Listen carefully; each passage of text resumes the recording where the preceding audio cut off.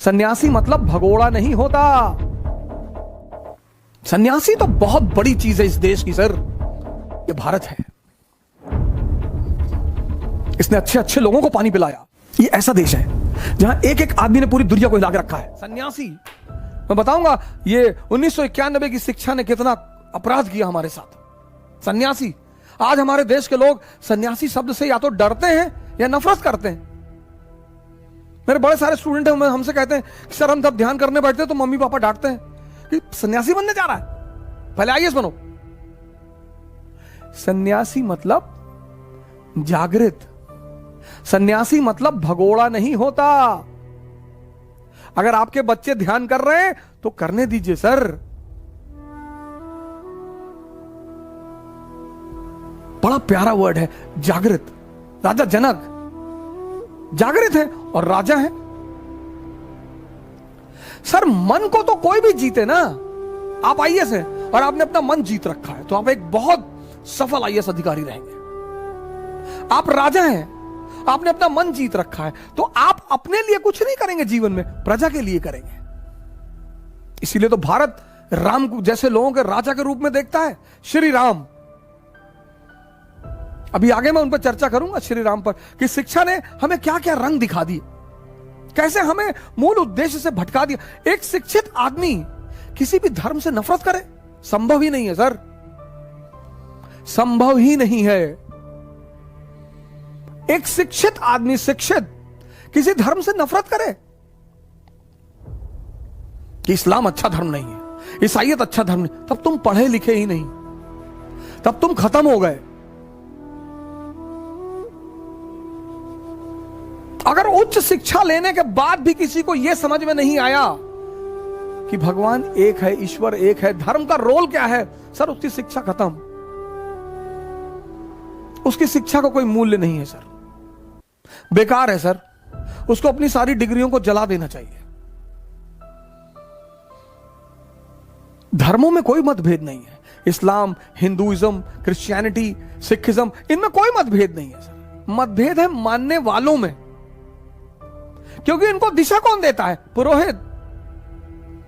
और 98% पुरोहितों को कुछ भी नहीं पता, चाहे वो किसी भी धर्म के हो। मैं किसी का नाम नहीं लूंगा, ना मैं किसी हिंदू पुरोहित का नाम लूंगा, ना मैं किसी मुसलमान पुरोहित को नाम लूंगा। लेकिन कभी कभी जब मैं इन पुरोहितों को सुनता हूं तो मुझे बड़ी, और ऐसे ऐसे पुरोहित हैं, मुसलमान पुरोहित, हिंदू पुरोहित, जिनको लाखों लोग सुनते हैं सर, और वो इतनी उल्टी सीधी बातें उनको बताते हैं,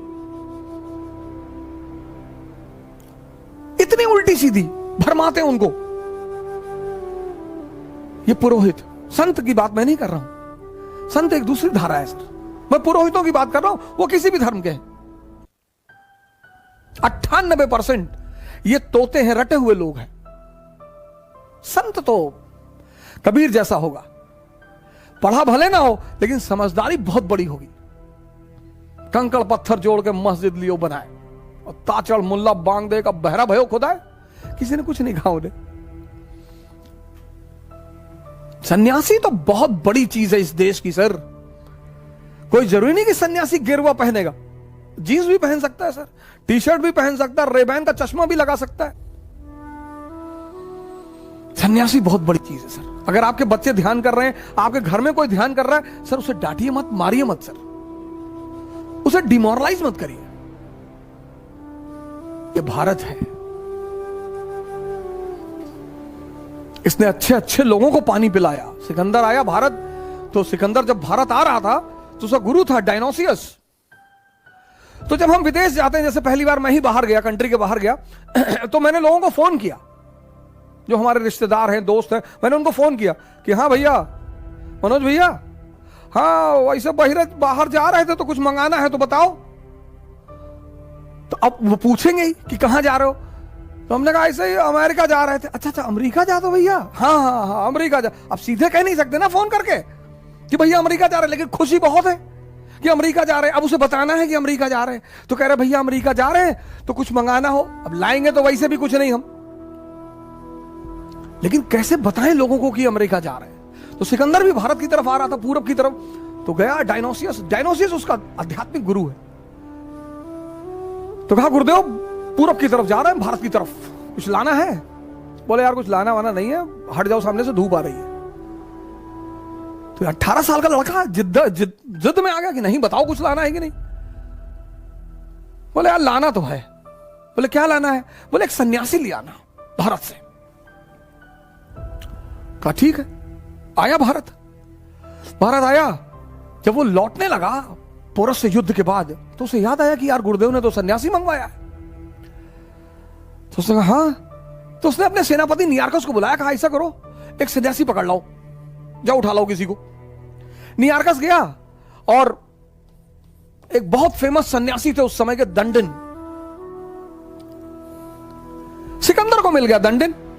नियार्कस वो गया बाहर, उसे वही मिल गए गेरुआ पहने हुए। उसको लगा ये है सन्यासी। उसने दंडिन से कहा कि सिकंदर भाई ने बुलाया है। बोले सिकंदर भाई ये कौन है? अरे बोले उसने तलवार पे हाथ रखा। अरे दंडिन ने कहा ये सब खिलौने बाजार में बहुत मिलते हैं और दुनिया में दो ही भाई हैं, एक ऊपर वाला दूसरा मैं, और किसी का नाम मत लेना मेरे सामने, नहीं तो चप्पल निकाल के इतना मारूंगा तुमको। नियार्कस को बड़ा अजीब लगा कि ये कौन आदमी है यार। नियार्कस ने आके कहा सिकंदर से कि यार बड़ी अजीब चीज हो गई आज। बोले क्या? बोले आपका नाम जिसके भी सामने लिया वो कांपने लगा। पहली बार एक नंगा सा आदमी, फकीर, भिखमंगा, वो तो हम ही को गाली देने लगा पलट के कि बड़ा सिकंदर देखे। सिकंदर ने कहा अच्छा चलो। सिकंदर पहुंचा दंडिन के पास, कहा मैं सिकंदर अगर पहाड़ों को हुक्म कर दूं तो पहाड़ भी चलते हैं। डायलॉग बाजी मानवीय प्रवृत्ति है। दंडिन ने कहा दिखा चला के, दिखा, बोल पहाड़ों से बोल। सिकंदर को लगा कि ज्यादा बोल गए यार। सिकंदर ने कहा कि बाबा जी टुकड़े टुकड़े कट डालेंगे? बोले हाँ कट डाल, मना किया क्या तुझे? तब सिकंदर ने हाथ जोड़ा, कहा बाबा जी हमारे साथ चले चलते, हमारे गुरु ने एक सन्यासी मंगाया, हमको काहे पचड़े में डाल रहे, हमारे साथ चले चले, जो पैसा रुपया बोलेंगे हम देंगे। बोले पैसा रुपया नहीं चाहिए, मेरे सवाल का जवाब दे दे सिकंदर, चलूंगा तेरे साथ। कहा बाबा जी पूछो। कहा मान ले तुम पर्वतस्थल में फंस गया और तुझे एक गिलास पानी की जरूरत है। अगर तुझे एक गिलास पानी नहीं मिला तो तू मर जाएगा, और वो एक गिलास पानी मेरे पास है, तो तू उस एक गिलास पानी के लिए मुझे क्या दे सकता है? सिकंदर ने कहा सरकार आधा राज्य दे दूंगा। बोले कहा मैं तब भी ना दूं तो?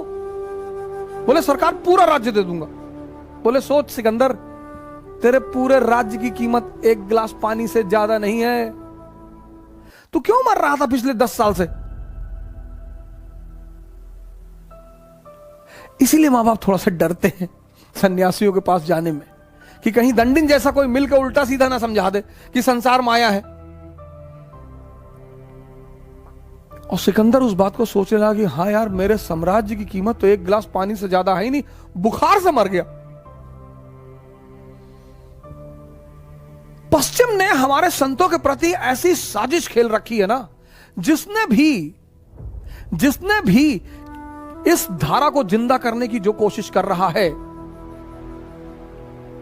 वो आचार्य रजनीश पे एक वो बना the series, wild wild country, बकवास कहानी, बकवास, कुछ भी सत्य नहीं। क्योंकि पश्चिम को एक बात पता है कि भारत अगर फिर से जब भी कभी महान बनेगा तो सिर्फ एक वजह होगी, संतों का पुनः सम्मान। जो ज्ञान की धाराएं बह रही हैं इस देश में, उनका पुनः सम्मान। उसे खोने मत दो किसी भी कीमत पर, उसे होने मत दो, कुछ भी हो जाए। आज तक पता नहीं है स्वामी विवेकानंद की वाकई में मृत्यु किस तरह हुई। पश्चिम में जाकर हंगामा मचा दिया उस आदमी ने, शिकागो, पेरिस, लंदन।